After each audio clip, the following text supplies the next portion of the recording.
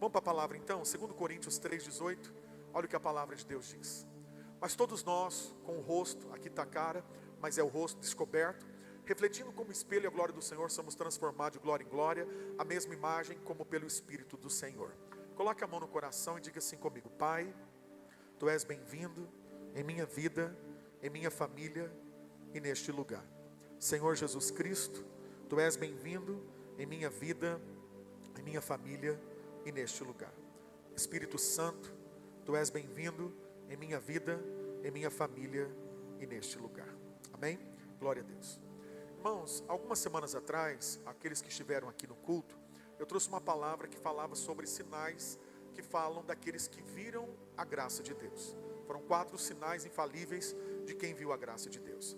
E naquela ocasião, eu compartilhei com os irmãos 4 sinais que falavam de pessoas que verdadeiramente tiveram encontro com Jesus. Por que eu falei isso? Porque na maioria das pessoas, elas pensam que a gente vem para a igreja para que a partir do momento que a gente supostamente se converte, a gente possa então, a partir desse momento, ter uma regra para poder seguir. Então a maioria das pessoas às vezes ficam me perguntando: pastor, pode ou não pode? Isso é certo ou não é?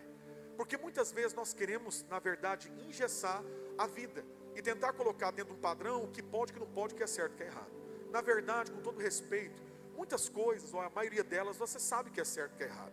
Mas por que as coisas não acontecem? Por que as mudanças não vêm? Porque muitas vezes nós pensamos que só saber o que tem que ser feito é o suficiente para a mudança. Todo mundo sabe que talvez está comendo o que é errado, fazendo o que é errado, tendo alguns comportamentos que não são bons, mas muitas vezes se adaptaram àquilo e continuam do mesmo jeito. Quando a gente leva para o extremo, você vai perceber que às vezes as pessoas entram no vício, entram em coisas ruins, e muitas vezes, mas ele não consegue sair. E a gente pensa então que se ele souber o que é certo, e se ele na verdade entender o que tem que ser feito, ele vai fazer e pronto, e a vida está resolvida. Mas não é tão simples assim. Não é só você saber o que é certo e o que é errado, não é só você ter uma cartilha do que pode e o que não pode. É literalmente ter um encontro com Jesus. Porque quando a gente tem um encontro com o Senhor Jesus, então você vai enxergar em Cristo algo que naturalmente Ele vai mudar a sua vida.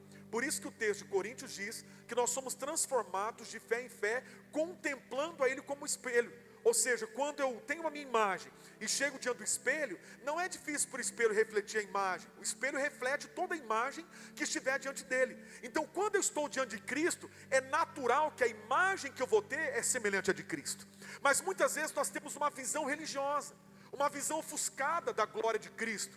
E muitas vezes pensamos que saber o que é certo e o que é errado e fazer o que a igreja manda é o suficiente para deixar de parar de pecar, é o suficiente para amar, é o suficiente para perdoar. Mas na prática da vida, não é bem assim.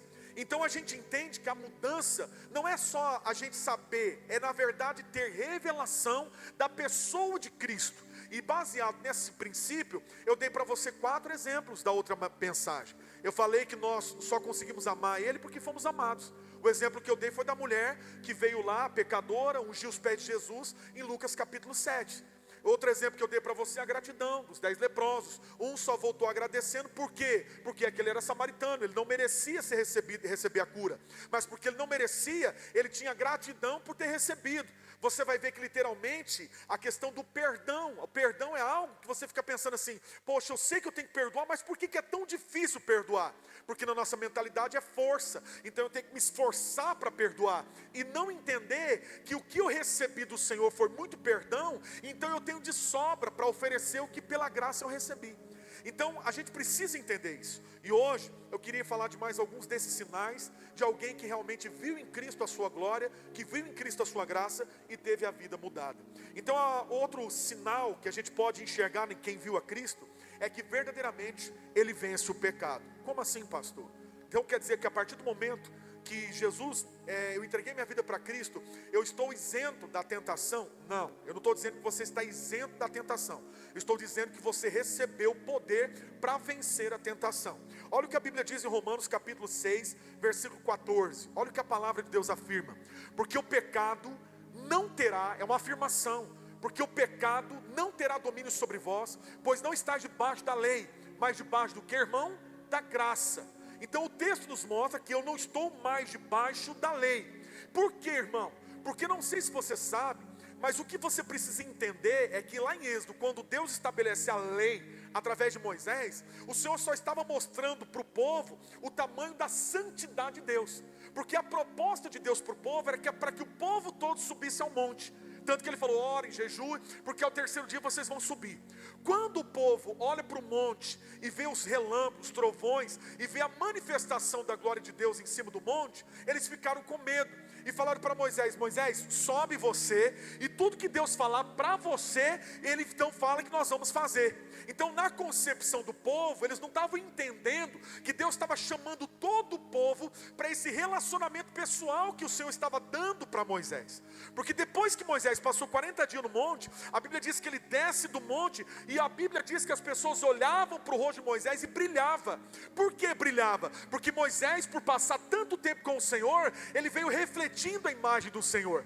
Mas aquele mover trouxe medo para o povo, e o povo não quis subir. E aí o povo falou: então tudo que Deus mandar nós vamos fazer. O que Deus falou? Então, se vocês acham que vocês têm capacidade de me obedecer por sua própria força, eu vou então estabelecer a lei. E Deus estabeleceu os 10 mandamentos: não matarás, não adulterarás, e assim por diante. O que aconteceu? O povo percebeu que não dava conta, porque junto com os 10 mandamentos eles estabeleceram 603 preceitos, que era, na verdade, irmãos, a explicação da lei. E aí a Bíblia nos mostra então que ninguém poderia ser justificado pela lei.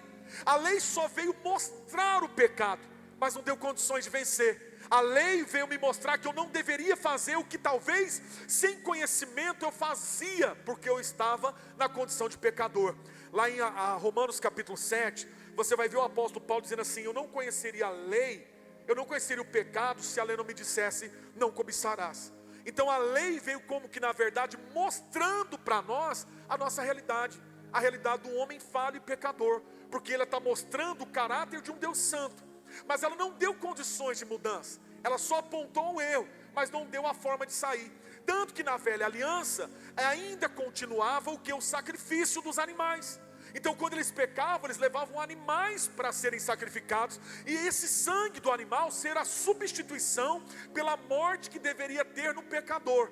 Mas a Bíblia diz, irmãos, quando Jesus veio ao mundo, João Batista estava batizando nas águas.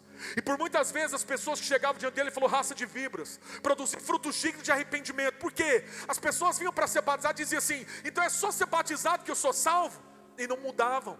Elas pensavam que era apenas um passe de mágica. Mas quando João, que batizava, via nas pessoas o seu caráter maligno de serpente, um dia olhou para o monte e viu o Cordeiro de Deus. E quando ele viu Cristo, ele diz: eis aí o Cordeiro de Deus que tira o que, irmão? O pecado do mundo. Então Jesus não veio cobrir o teu pecado, Jesus não veio passar a mão no teu pecado, Jesus não veio para ser conivente com o seu pecado, Jesus veio para levar sobre si o poder do pecado que estava sobre nós. Para quê, irmãos? Para que pela sua graça nós não estivéssemos mais debaixo da lei, mas estivéssemos debaixo da graça, e Ele, pelo poder do seu Espírito, nos desse condições e força para vencer o pecado. Quem está entendendo o que eu estou falando? Diga amém, irmão. Então olha para mim nessa noite, por gentileza, escuta o que eu vou te falar. Nós não vencemos o pecado na força do braço, nós não vencemos na força da nossa palavra, nós não vencemos na condição que muitas vezes humanamente a gente está. Mas como que a gente vence, pastor? Quando você entende, filho, que pela graça de Deus, o que você recebeu foi algo muito poderoso. Olha o que eu quero dizer para você, abra comigo ou João capítulo 8, a partir do versículo 3, olha o que a Bíblia diz. João 8:3, olha o que a palavra de Deus diz. Presta atenção nesse texto, irmão. Presta atenção nesse texto.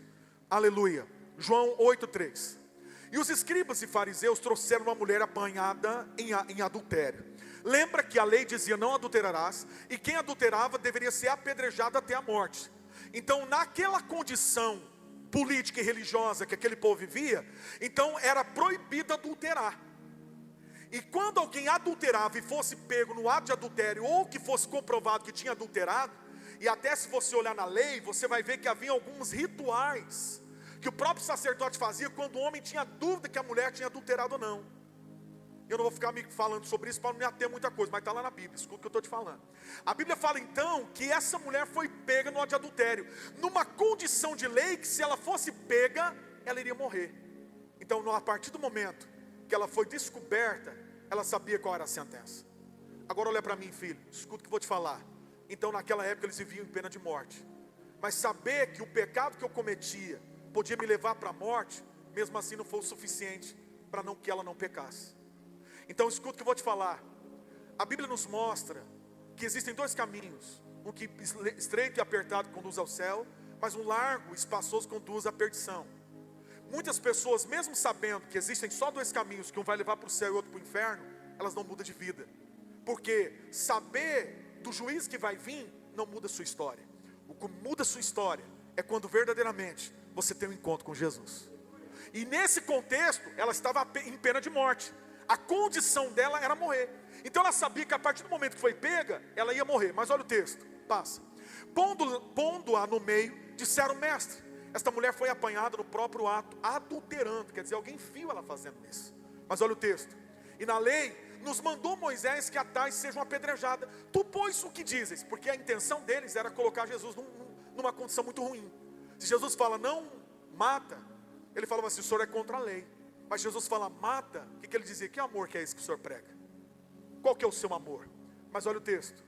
Isso diziam eles, testemunhando para que tivessem de que acusar. Mas Jesus, inclinando, escrevia o dedo na terra. Depois eu vou falar sobre isso. E como insistissem, perguntando-lhe, endireitou-se e disse-lhes: aquele que dentre vós, sem pecado, está sem pecado, seja o primeiro que atire pedra contra ela. Olha o texto. E tornando a inclinar-se, escrevia na terra. Mas olha o texto. E quando a viram isso, saiu um a um, e começando pelos mais velhos até os últimos, e ficaram só Jesus e a mulher que estava no meio. Mas olha o texto.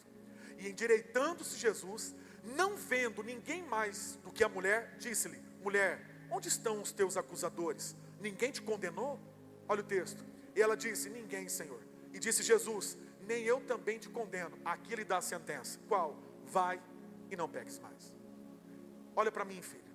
Você só vai entender que você tem poder sobre o pecado quando você entender que aquele que te livrou da condenação do pecado levou o seu pecado na cruz. Por isso que ele pode te dizer agora: vai e não peques mais. Porque o domínio do pecado e o poder do pecado que estava sobre nós, ele levou sobre si na cruz. Enquanto você viver debaixo de condenação e de culpa, de apontamento pelo adversário, sempre haverá dúvidas no seu coração.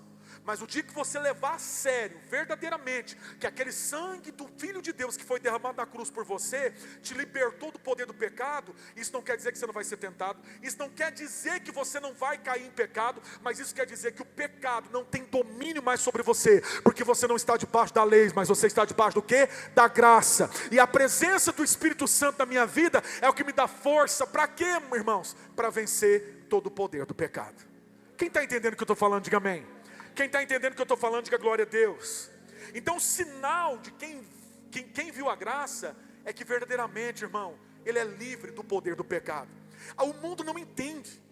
Por que ele não entende? Como que alguém consegue ser liberto da droga? Como que alguém consegue ser liberto da prostituição? Como que alguém consegue ser liberto de uma condição que eles falam assim: mas fez tudo de errado.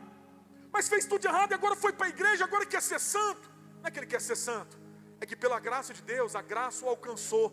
E porque o alcançou, o poder se manifestou. E esse poder se manifestou, trouxe fruto. Qual fruto? A vitória sobre aquilo que te dominava, aquilo que me dominava, aquilo que me escravizava. E agora eu sou livre. Por que eu sou livre? Porque o pecado não terá domínio sobre mim. Porque eu estou debaixo, não estou debaixo da lei, mas estou debaixo da graça. Só quem crê no que eu estou falando, diga amém, irmão.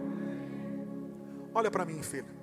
Uma vez eu lembro que, novo convertido, eu ouvi um pastor, um irmão, não era pastor, não, um irmão, falou assim: pastor, eu na verdade eu sou crente, mas meu braço não é não. Eu falei: no dia que batizaram você, deixaram o braço para fora, foi? Botaram você na água e ficou o braço para cima, porque só o braço não converteu, porque muitas pessoas pensam que ele não tem que ser palhaço dos outros, eu não tenho que ser isso dos outros. Eu não estou dizendo que você tem que ser capaz de ninguém. Eu só estou dizendo para você que pela graça de Deus, talvez as artimanhas, as lutas e as guerras e os conflitos que o inimigo quer colocar diante de você para te prender, não vai ter domínio sobre você, porque pela graça de Deus você conheceu Jesus. Está dando para entender o que eu estou falando? Diga amém. Quando Jesus olha para ela, fala assim: cadê os seus acusadores? Não tem acusador, porque todo mundo reconhecia que tinha falha. Mas Jesus falou: se eles não te condenam, nem eu. Mas uma coisa eu te falo: vai e não peques mais. Por que ela tinha poder para não pecar mais? Porque ela tinha encontrado a graça. E quem conhece Jesus sabe que ainda que eu peque, você vai olhar para o seu pecado e dizer: eu não estou feliz com isso. Tem pessoas que falam assim: pastor, é uma luta, porque minha carne quer as coisas do mundo, tal. Olha para mim, filho, escuta o que eu vou te falar. Talvez você não consiga entender isso, Por que que hoje você tem uma luta da carne e do espírito? Porque pela graça de Deus, seu espírito foi renovado pela graça de Deus. No passado, eu vou falar uma coisa para você. Eu pecava, querendo pecar, pagava para pecar e queria me jogar no pecado. Hoje, não é que eu não tenho tentação e você não tem. Não é que na verdade nós não temos falha. É que quando a falha vem, quando os erros vêm, a gente tem um conflito. Qual conflito? Eu não sei, Jesus não me libertou para isso. Eu não vivo mais para isso. Mas hoje existe uma luta da carne e do espírito. Mas antigamente não tinha. A carne dominava constantemente. Por isso que você pecava e queria chutar o pau da barraca mesmo. Você queria, na verdade, dizer igual meu primo dia diz para mim: logo que eu estou no inferno, vou abraçar o capeta. Mas agora não. Por quê? Porque pela graça de Deus, você recebeu Cristo. E Cristo está dizendo para você: não te condeno, vai e não peques mais. Está dando para entender o que estou falando? Diga amém. Então passa a mão do ombro, irmão, com carinho, para não espantar o freguês. Fala para ele assim: sabe esse pecadinho aí? Que você fica guardando ele? Você pode ser livre dele. Não porque você pode, porque Jesus tem o poder de mudar a sua vida. Está dando para entender? Diga amém. Está dando para entender? Diga glória a Deus. Eu já caminhei com gente, novo convertido, né, velho convertido, que ia para o monte, ia para a oração, chorando, muitas vezes porque não conseguia vencer seus limites. Nunca me esqueço que uma vez eu fiz uma campanha com um irmão da igreja, na verdade era meu irmão, que a gente ia para o monte orar. Ele pegava o cigarro na mão, acendia o cigarro até chegar no monte, fumava e falava: Deus, está aqui, eu não consigo largar dessa desgraça, se eu não consigo largar disso, eu não dou conta. Entrava para dentro, orava, pedia a Deus, eu via ele chorando. Daqui a pouco, irmão, ele saía para fora, fumava de novo. Mas olha para mim, filho, a última conversa que eu tive com ele, fazem 17 anos que ele parou. Agora você me pergunta: o que ele fez? Simplesmente clamou, creu, porque nós não estamos debaixo da lei, mas estamos debaixo do quê? Da graça. Quem entendeu o que eu falei, diga amém. Agora, se tem algo incomodando seu coração, fala com ele. Se tem alguma coisa que você não consegue, fala com ele. Se tem alguma dificuldade que você não está conseguindo vencer, fala com ele: Senhor, estou com dificuldade nisso. O Senhor disse que eu ia vencer, mas eu não estou conseguindo vencer. Mas eu estou te pedindo, e porque eu estou te pedindo, o Senhor pode mudar a minha vida. Lá em Colossenses 2,6, a Bíblia diz assim: como pois recebeste o Senhor Jesus, assim também andai nele. Agora a pergunta é: em que condição você recebeu Jesus? Numa condição perfeita? Maravilhoso? Você era a última bolachinha do pacote? A última Coca-Cola do deserto? Não. Todos nós entramos aqui cheio de falhas, de defeitos, de pecado, de coisas ruins. Mas o texto está falando: assim como você recebeu o Senhor, anda nele. Como? Reconheça que não tem força em você, mas reconheça que toda força pertence a Ele, e Ele tem o poder de mudar a sua vida. E com os olhos nele, filho, caminhando com Ele, você vive em vitória. Gálatas 5,17 diz assim: andai no Espírito, e jamais satisfarei as obras da carne. Por quê? Porque quem olha com os olhos do Senhor não tem tempo para ficar olhando para as outras direções que vão nos tirar do caminho que Ele tem para nós. Olha para Jesus, o amor dele te preenche, o amor dele te constrange, o amor dele te fortalece. E quem viu Jesus de verdade tem vitória sobre o pecado. Só quantos viram Jesus? Levanta a mão e dá glória a Deus aqui nessa noite. Segunda coisa que eu queria falar com você, que é um sinal: essa pessoa tem paz com Deus. Olha, está escrito em Romanos capítulo 5, versículo 1 e 2: sendo pois justificados pela fé, temos paz com Deus, por nosso Senhor e Salvador Jesus Cristo, pelo qual também temos entrada pela fé esta graça, no qual estamos firmes e nos gloriamos na esperança da glória de Deus. O que o apóstolo Paulo está escrevendo aos Romanos? Nós somos justificados pela fé, e por isso nós temos o que, irmãos? Paz com Deus. Paz com Deus. Sabe qual é o maior problema de nós? É que porque não cremos na obra completa de Cristo por nós, vivemos debaixo da culpa, da condenação, do medo. E quem vive debaixo de condenação, de culpa e de medo, como pode ter paz? Como pode ter paz? Quem vive na sensação de que está devendo, como que vive em paz, irmão? Como vive em paz? Você sabe que você tem alguns dias do mês que te atormenta. Qual? O dia que vai vencer o cartão, o dia que vai vencer algumas contas. Você fala: Jesus, e agora? Tem misericórdia. Porque são momentos de prestações de conta. São tempos que você tem que pagar aquele boleto, pagar aquela prestação. Tanto que você pode ver que quando você termina um carnê, parece que tirou um elefante das suas costas. Pagou, aleluia, oh glória, aí acabou. Aí quando você acabou um, começa o outro. E aí você nunca tem paz, porque a sensação de dívida é constante. Agora olha para mim, filho, A Bíblia diz que eu fui justificado pela fé. Não foi por aquilo que eu fiz, mas foi por aquilo que Cristo fez por mim. E por causa disso, eu tenho o quê? Paz. Eu tenho paz. Por que eu tenho paz? Porque eu olho para a cruz de Cristo e creio que verdadeiramente Ele não jogou o seu sangue fora por mim, mas o seu sangue valeu muito. E eu agradeço porque não foi aquilo que eu fiz para merecer, mas foi o seu favor imerecido que me alcançou. Olha o que está escrito em Lucas 18, a partir do versículo 9. Olha que história. Uma parábola que Jesus contou aqui, irmão. Olha o que ele disse. E disse também esta parábola a uns que confiavam em si mesmos, crendo que eram justos, e desprezavam os outros. Olha o texto. 2 homens subiram ao templo a orar, um fariseu e outro publicano. Aos olhos da sociedade, o fariseu era o cara gente boa, religioso, top das galáxias, e o outro era um publicano, que era o pior dos pecadores. Então os dois subiram para orar, tá? Porque na igreja a gente não seleciona quem é bonzinho, quem é malzinho, quem está bonzinho, quem está melhor. Não é todo mundo, é todo mundo. Então foi para a igreja para isso. Mas olha o texto. O fariseu estando em pé, orava consigo desta maneira: ó Deus, graças te dou, porque não sou como os demais homens, roubadores, injustos. Quer dizer, ele ora apontando. E olha para mim, filho, tem muita reunião de oração que não é oração, é só na verdade a gente ficar falando da vida dos outros. Sabia disso? Tem gente que vai orar e fica orando assim: ó Deus, você viu? Eu tenho que orar por fulano. Que fulano? Rapaz, você viu? Largou do marido. Ó, você viu que aconteceu não sei o quê? E não é para orar. Então para orar, ora. Olha o que o fariseu está fazendo. Ó Deus, eu não sou como esses pecadores. Olha o texto. Porque eu não sou como os demais homens, roubadores, injustos e adúlteros, nem ainda como este publicano. Quer dizer, ele olhou para o cara: não sou esse miserável não. Agora olha para mim, filho. Você imagina você está do lado do irmão da igreja, e ele olhar para você e falar assim: Senhor, obrigado, porque eu não sou igual a você. Vamos ser sinceros. Senhor, eu te adoro porque eu não sou igual a você. E olhar para você assim, bater aquele raio-x. O que você pensa, filho? Você fica? Não, você vaza. Fala: rapaz, eu vim para essa igreja aqui, o pessoal está me julgando. Não, não dá certo isso aqui não. É o que aconteceu ali, irmão. Eu não sou como os demais. Talvez ele apontou para outros, mas o publicano estava do lado dele. Irmão, você já pensou alguém fazer esse tipo de oração? Muito obrigado, porque eu não sou igual a você. Oh Deus. Mas olha o texto, irmãos. Eu jejuo 2 vezes na semana, eu dou os dízimos de tudo quanto possuo. Mas olha o texto. O publicano, porém, estando em pé de longe, nem ainda queria levantar os olhos ao céu. Olha, o cara estava lá, cara, ele já estava ruim, já chegou na igreja na marra, porque estava mal. Será que eu vou para a igreja? Oh, rapaz, mas eu roubei tanta gente. Rapaz, cobri injustamente. Rapaz, hoje eu pisei o pé na jaca. Eu não vou nem para o culto hoje. Sabe, tem dia que você não pensa assim: rapaz, mas não vou nem para o culto hoje. Aí ele estava pensando desse jeito. Olha o texto, ó. Publicano, porém, estando em pé de longe, nem ainda queria levantar os olhos ao céu. Quer dizer, quem sou eu? Mas batia no peito dizendo: ó Deus, tem misericórdia de mim, que eu sou o que, irmão? Pecador. O outro olhava para si e olhava para os outros.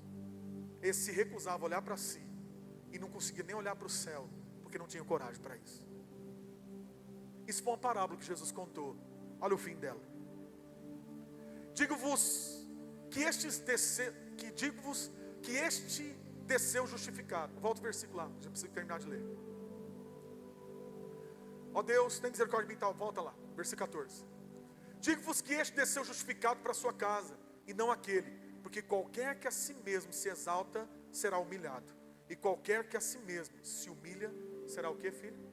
Exaltado. A vitória de um homem, de uma mulher, não está apenas nas suas conquistas. A vitória de um homem e de uma mulher não está naquilo que ele aparece ser. A maior vitória de um homem e da mulher está em verdadeiramente reconhecer que depende de Deus e que precisa do Senhor para tudo. Por isso que você vai ver que o segundo sinal, literalmente, é alguém que tem paz com Deus. Alguém que foi justificado. Alguém que sabe que não merece.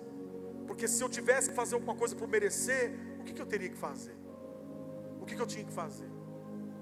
A Bíblia fala que o salmista diz, no Salmo 116, o que darei eu ao Senhor pelos benefícios que Ele me deu? O que você pode dar para Deus se Deus não tem? Só tem uma coisa que Deus não tem: teu coração. Não importa como ele esteja agora, ferido, machucado ou cheio de coisas ruins, Mas chega para ele como aquele publicano, diz: tem misericórdia de mim. Que a Bíblia diz e o texto nos mostra que ele foi justificado, não porque ele merecia, mas porque ele cria na misericórdia de Deus. Porque só, irmão, só clama quem tem fé. Só pede misericórdia para quem tem fé. Alguém que se dispõe a orar pedindo perdão pelos seus pecados, literalmente é porque acredita que o Senhor tem o poder para perdoar. Por isso que ele fez isso. Terceiro sinal de quem viu a glória de Deus é alguém que verdadeiramente se sente amado. 1 João, capítulo 4, versículo 16. Olha o texto. E nós conhecemos e cremos no amor que Deus nos tem. Deus é amor. Presta atenção que eu vou te falar aqui, filho. Deus não tem amor. Deus é o próprio amor. Está dando para entender? Está dando para entender? Então fala assim para o seu irmão: tudo que está faltando em você, eu sei quem tem para te dar. Porque Deus é amor. Olha o texto. Volta lá. Deus é amor. E quem está em amor, está em quem, irmão? Em Deus. E Deus em quem? Nele. Olha lá. Nisto é perfeito amor para conosco, para que no dia do juízo tenhamos confiança. Porque como Ele é, somos nós também nesse mundo. No amor não há temor. Antes, o perfeito amor lança fora o temor, porque o temor tem consigo a pena, e o que teme não é perfeito em amor. Olha para mim, filho. Eu já vivi numa dispensação que eu ficava mal por não estar mal. Como assim, pastor? Tinha um problema e eu falava: não dou conta, não tenho o que fazer, vou descansar. Aí vinha na minha mente: você é insensível, hein? Você é mal, hein? Você não vai chorar, você não vai ficar se lamentando, você não vai você é muito carnal. Aí eu entrava em crise, porque eu não podia resolver. Eu orei, coloquei diante de Deus, e aí eu ficava mal por não estar mal. Porque o padrão do mundo é ficar ansioso e preocupado. O padrão das pessoas é ficar preocupado. O que tirou uma mulher do sério? Seja sincero. O que tirou a mulher do sério? Está lá, a torneira está pingando. Aí você fala assim: ô fulano, a torneira está pingando, e o marido está lá assistindo o jogo, que não é nem do Brasil. Você fala assim: esse time aí que está jogando, quem que é? Aí, mas você vai assistir esse jogo? Se fosse do Brasil, eu entendi. Aí você, que tira? Aí passa um dia, 2 dias. Eu sempre falo: se não resolveu com 15, é 6 meses. Se não resolveu com 15 dias, é sempre. Fica tranquilo. Fica tranquilo, você mulher tem que ter paciência. Aí o cara está lá descansando: ah, eu estou cansado hoje. Ah, eu trabalhei demais hoje. Ah, no final de semana eu faço. E vai. O que tira do pai? O cara descansar. O cara não se preocupar. Porque o padrão é ficar ansioso. O padrão é ficar inquieto. O padrão é a gente ficar mal. A Bíblia diz, irmãos, que esse é o padrão do mundo. Qual que é a pandemia que nós estamos vivendo? Ansiedade, depressão, angústia. Do quê? Do que, gente? Do que? Me responde. Vai dizer que o povo de hoje em dia vive pior do que o povo de antigamente?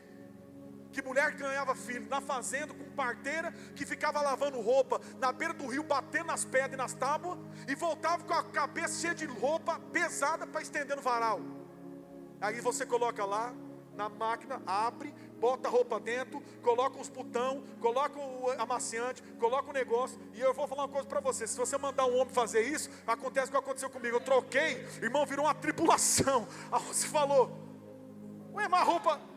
mas a roupa está manchada. Eu falei: mas é que cada gaveta tem um produto. Eu falei: ninguém me explicou, eu não vi isso no manual.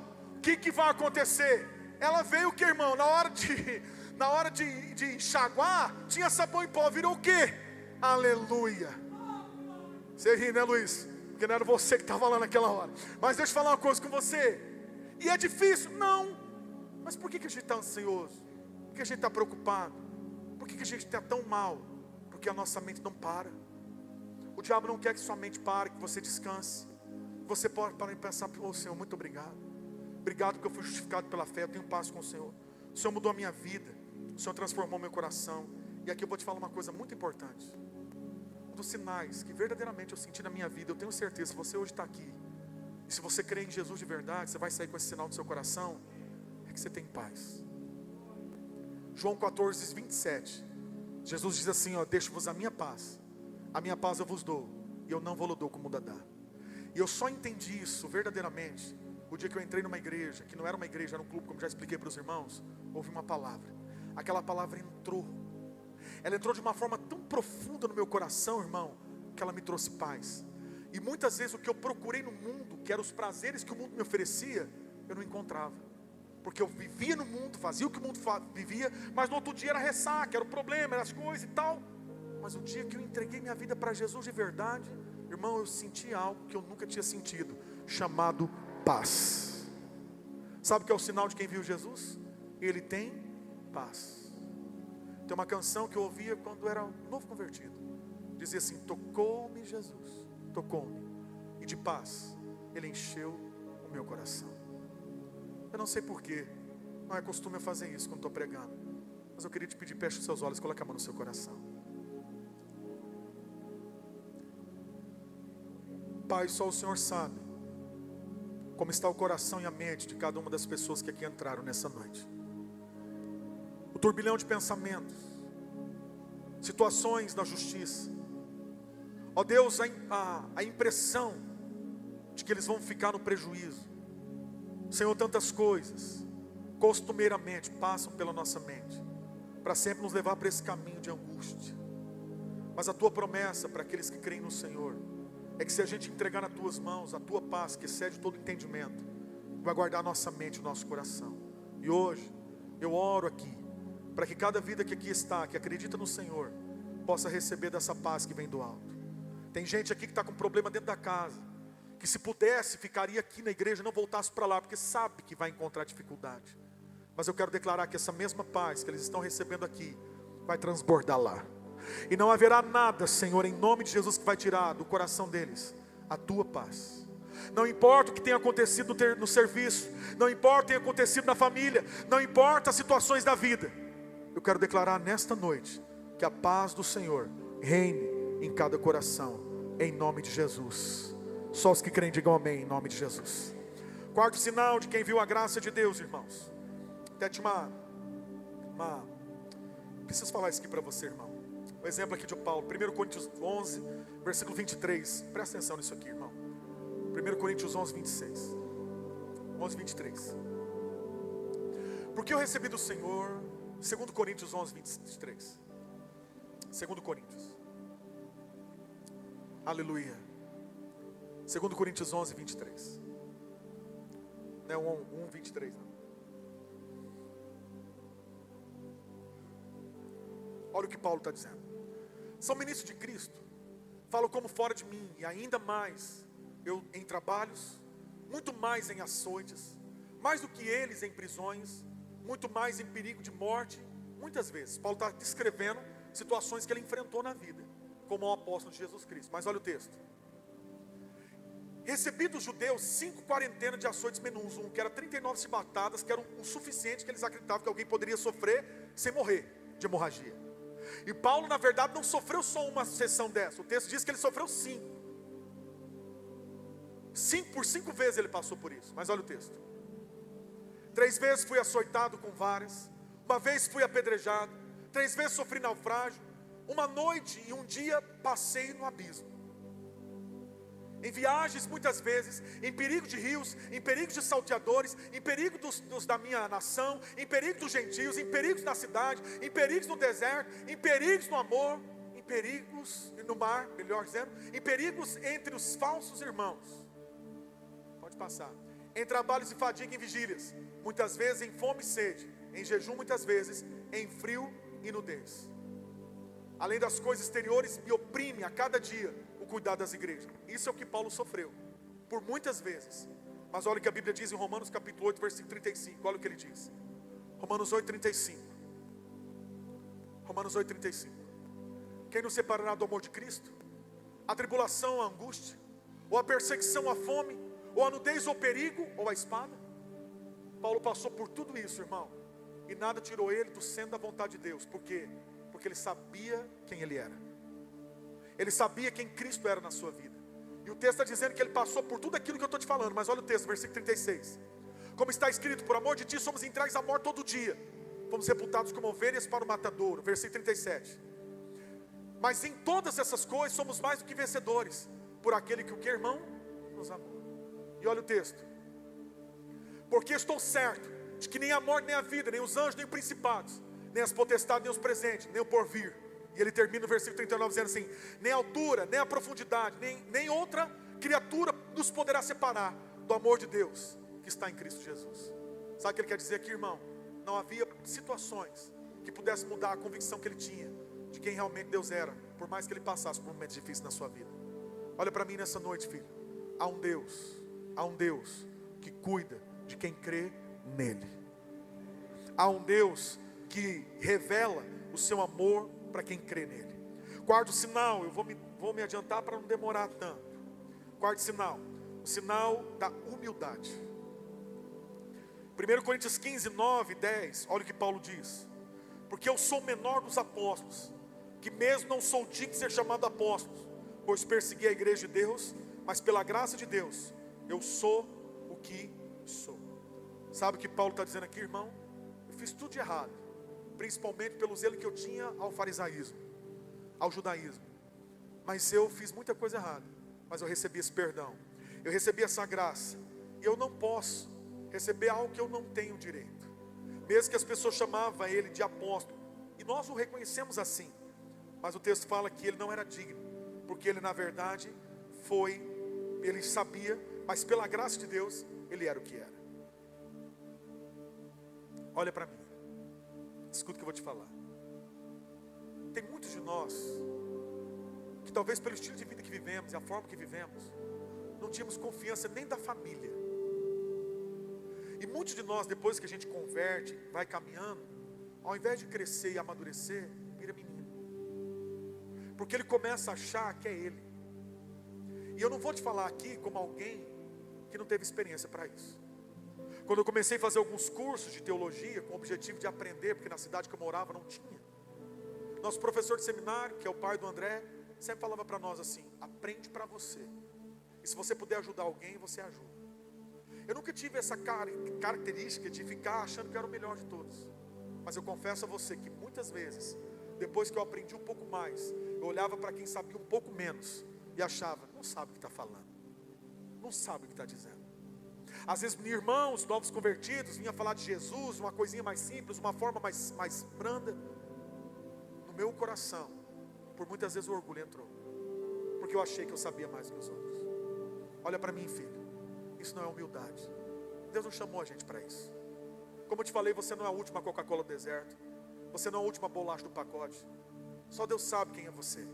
E se quiser perguntar, pergunta para quem mora com você, que vai ver que você não é florzinha que se cheira. Mas uma coisa eu te falo nessa noite: sabe o que nós temos a graça de Deus? De ser o que somos, pelo amor que Deus tem por nós. Está dando para entender o que estou falando? Diga amém. Só que muitos de nós entramos numa justiça própria, que é o orgulho, e passamos a não ser humildes. Passamos a cobrar das pessoas o que elas acham que elas nos devem. Olha, irmão, muitas vezes eu vejo pessoas chegam em mim e falam: olha, estou indo embora, eu amo o Senhor, mas vou embora. Eu falo: não entendo isso. Como é que eu vou chegar na rua e falar: sabe que eu te amo? Pois é, estou arrumando a mala, estou indo embora. Tem sentido? Tem ou não tem? Eu não consigo entender. Eu te amo de verdade, mas não dá, eu vou embora. E sabe uma coisa? Por muitas vezes eu fiquei ofendido, magoado. Mas, irmão, recentemente agora, uma pessoa saiu da igreja que no momento mais difícil da vida dela, a gente abraçou. O filho querendo se matar de todo jeito, orando, jejuando, a igreja abraçando, fazendo isso, fazendo aquilo. A mãe, quando estava no leito de morte. Quem estava lá no hospital para orar, para ajudar? Quem estava lá no velório? Ela simplesmente falou: eu te amo, mas eu vou embora. Por muitas vezes, eu saía mal, poxa, ingrato, nananá. Hoje, não estou dizendo que eu fico feliz com isso. Eu vou ser sincero com você, eu não fico. Mas ninguém me deve nada. Ninguém te deve nada. Porque toda vez que você acha que alguém te deve alguma coisa, você vai para o orgulho. Você vai cobrar. Você vai cobrar. Aí é aquela luta que não tem fim. Aí você vai falar com a mulher, ela fala assim: eu fico lavando, passando, cuidando das suas coisas. Você fala assim: eu coloco comida dentro de casa, faço isso. E ninguém chega no consenso, porque todo mundo está cobrando. O que ele quer dizer? Olha a fatura aí. estou dando demais, estou recebendo pouco. Você vai, equilibra, filho, equilibra. E o cara está falando a mesma coisa, e vai chegar na onde isso? Me responde: lugar nenhum. Quando muda? Quando verdadeiramente você entende: eu posso fazer? Vou fazer com amor. E se não voltar? Ninguém me deve nada. A Bíblia fala que eu não devo nada para ninguém, a não ser o amor. Amor. Porque quem acha que tem para receber, vai andar no orgulho. Vai andar no orgulho. Quando você entende que o que você recebeu não é fruto do seu mérito, você é um eterno grato. E você sempre vai estar no lucro. Sempre vai estar no lucro. Irmão, estou falando com todo respeito aqui. Vai ser mês que vem agora, dia 7, vou fazer 26 anos de casado. Rapaz, a Rose mudou muito pouco. Você pode olhar as fotos dela do começo até agora, mudou muito pouco. Irmão, eu já passei de ser um colchão amarrado pelo meio. Você ri porque não é você. Ela nunca me falou: você está gordo. Ela nunca me disse: poxa, acho que você precisa emagrecer. Ela só fala: ó, estou com você. Cara, quantas vezes na vida a gente passou por momentos difíceis, estava lá. Agora sabe que muitas vezes eu fui convencido: estou dando demais, estou fazendo demais, ela não reconhece, ela não agradece, sei o que lá. Eu fiquei mal, porque eu trouxe para mim uma cobrança que não vai mudar a minha vida. Sabe por quê, filho? Porque o que muda a nossa vida é ter humildade. Quem que é humilde? Sabe que aquilo que tem foi fruto da graça de Deus. Por isso que Paulo fala: eu não sou digno. Por que eu não sou digno? Cara, eu fiz tudo de errado, e principalmente persegui os próprios irmãos dos quais eu faço parte hoje. Qual que é o mérito teu nisso? Então fala para o seu irmão, passa a mão no nome dele, com todo respeito. Fala para ele assim: menos, baixa a bolinha, baixa. E fala para ele: seja humilde. Pastor, eu não sei ser humilde. Sabe aqueles irmãos que tinha dois irmãos humildes, Brian, na igreja, muito humilde. Aí um começou a falar assim: sabia que eu sou humilde? O outro falou: não, eu sou humilde, não, eu sou humilde, não, eu sou humilde. Os dois brigou. Entendeu? Os dois começou a brigar: eu que sou humilde, não, eu sou humilde. Assim que acontece. Ficou brigando porque um queria ser mais humilde que o outro. Mateus capítulo 28.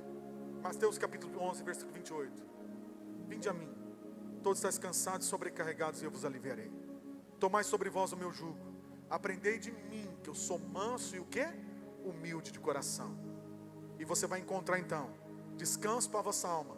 Porque o jugo que Ele coloca sobre você é fardo, é suave.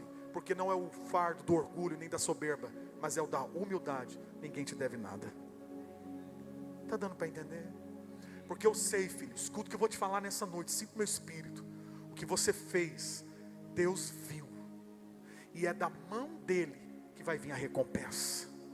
1 Coríntios 15, 58. O apóstolo Paulo fala assim: sede firmes e constantes, sempre abundando na obra do Senhor, sabendo que do Senhor tem uma recompensa. Achei bonitinho da parte do Paulo ontem ministrando aqui. Falou: rapaz, minha mulher já tem a salvação garantida. Falei: por quê? 12 anos, está me aguentando? Falei: nossa, isso que é humildade. Vou falar uma coisa para você, filho. Tem umas senhorinhas e tem um senhorzinho que está cuidando de você já faz muito tempo. Se for por causa disso, pode ter certeza, o céu deles está garantido. Porque você é difícil. Está dando para entender? Diga amém. E para me dar moral, para mim terminar, fala a última sinal de quem verdadeiramente viu Jesus, contemplou Ele, foi literalmente se você ser uma pessoa frutífera. 1 Coríntios 15, 9. Olha o que o texto diz. 1 Coríntios 15, 9. Diz assim: porque eu sou o menor dos apóstolos, que não sou digno de ser chamado, 1 Coríntios 15, 9, ser chamado menor dos apóstolos, pois que persegui a igreja de Deus. Mas pela graça de Deus, sou o que sou. E a sua graça para comigo não foi vã. Antes trabalhei muito mais do que todos eles.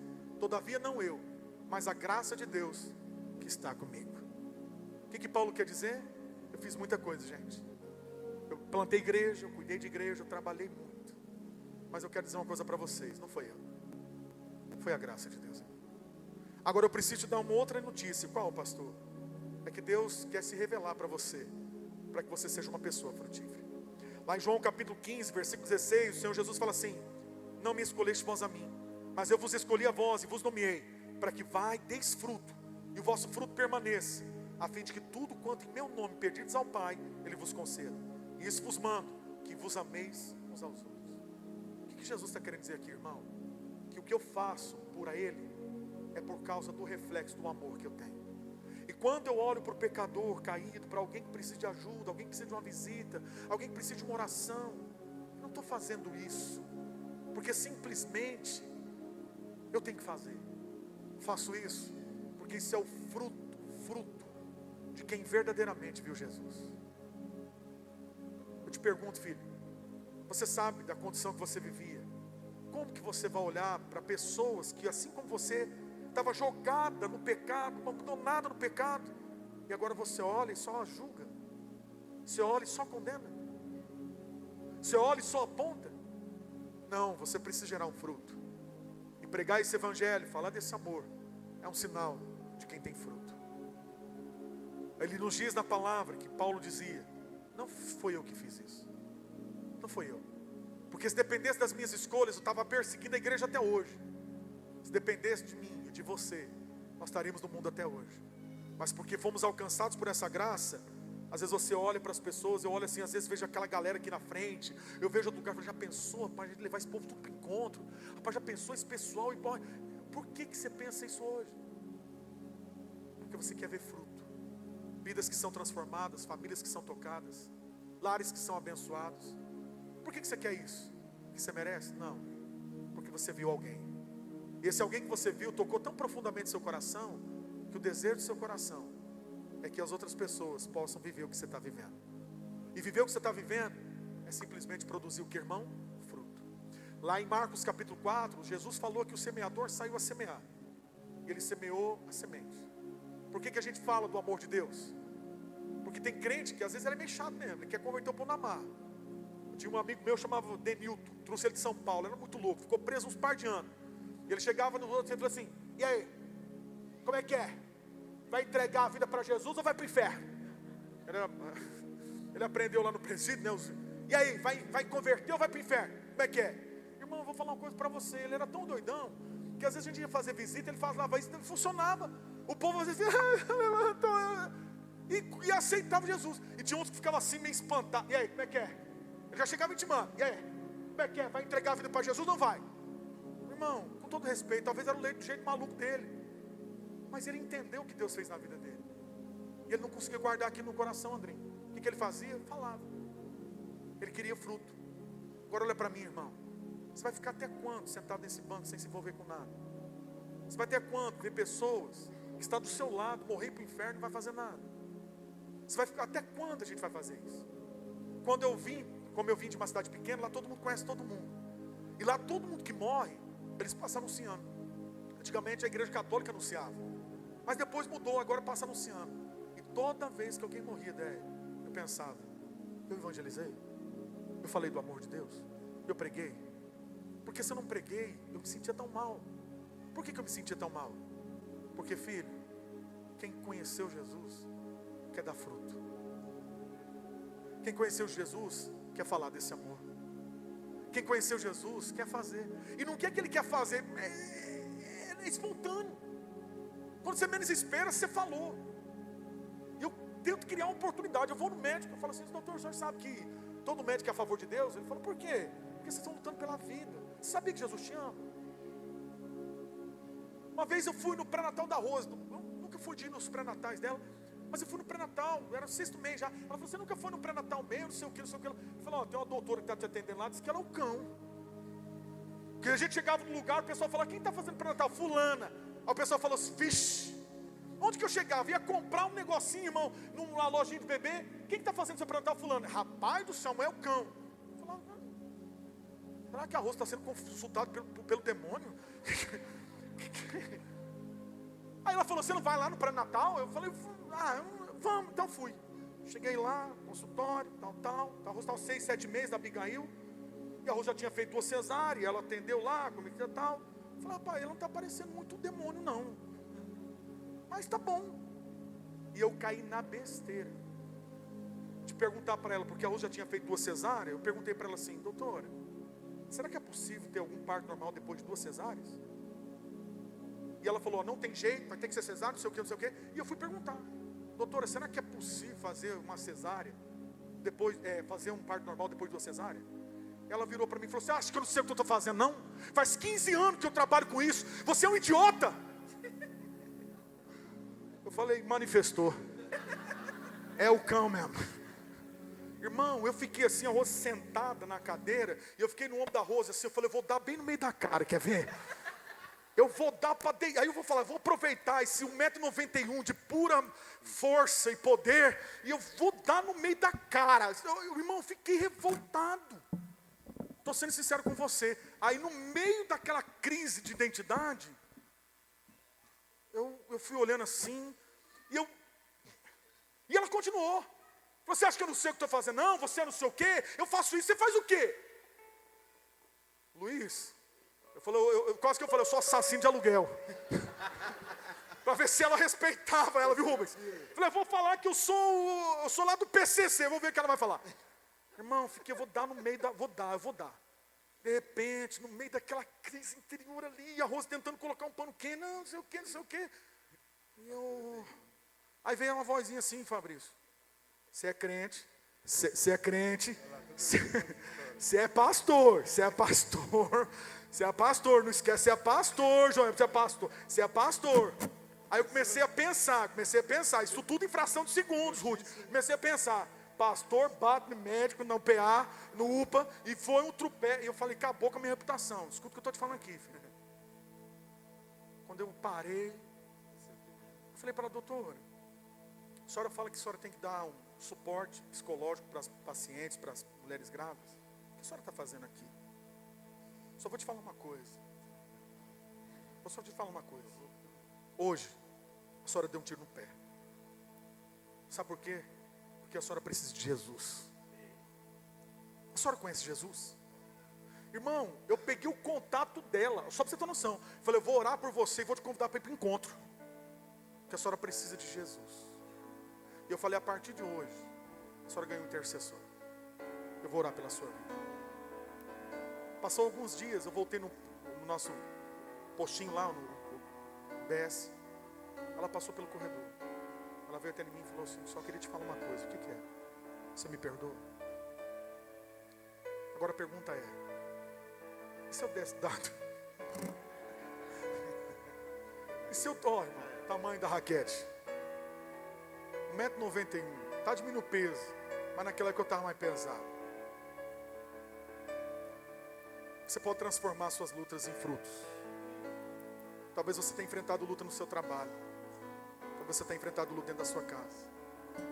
Talvez essas situações que você tem vivido é simplesmente para que você manifeste outros frutos. Mas eu preciso te falar aqui nessa noite: quem viu Jesus, vê outra coisa.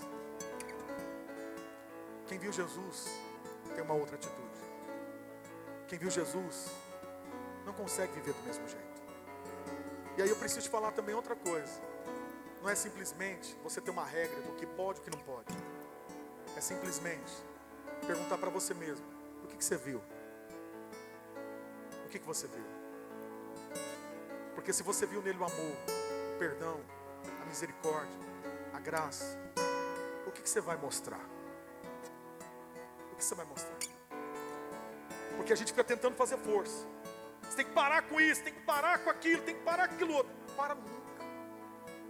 As maiores mudanças que acontecem na nossa vida são aquelas que você não vê, porque foram fruto de oração.